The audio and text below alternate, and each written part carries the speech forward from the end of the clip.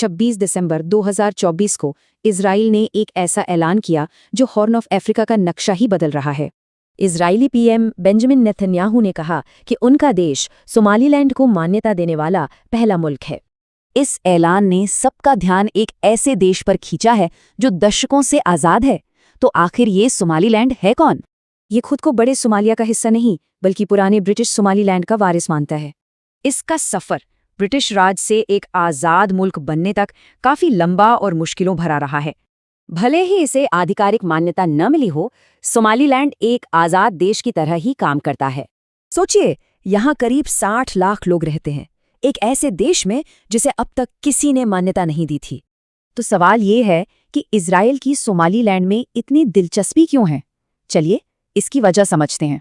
सबसे पहली वजह है इसकी location. Somaliland gulf of Aden के पास एक बहुत ही अहम जगह पर है। इसका बर्बेरा पोर्ट एक बड़े ग्लोबल शिपिंग रूट पर पड़ता है, जो ट्रेड के नए रास्ते खोल सकता है। दूसरी वजह है रीजनल सिक्योरिटी। इसकी लोकेशन यमन के मामले में एक बड़ा स्ट्रेटेजिक फायदा देती है। इजरायली एक्सपर्ट्स इसे हूती विद्रोहियों पर नजर रखने और उनसे निपटने के लिए एक फॉरवर्ड बेस की तरह देखते हैं। और तीसरी वजह है जियोपॉलिटिक्स।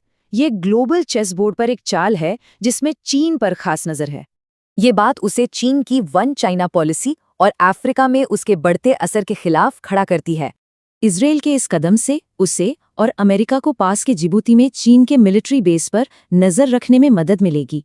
इस फैसले से पूरे रीजन में हलचल है।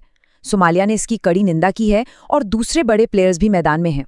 ये एक कदम एक डोमिनो इफेक्ट शुरू कर सकता है, जो बाकी देशों को भी अपना पाला चुनने पर मजबूर कर देगा।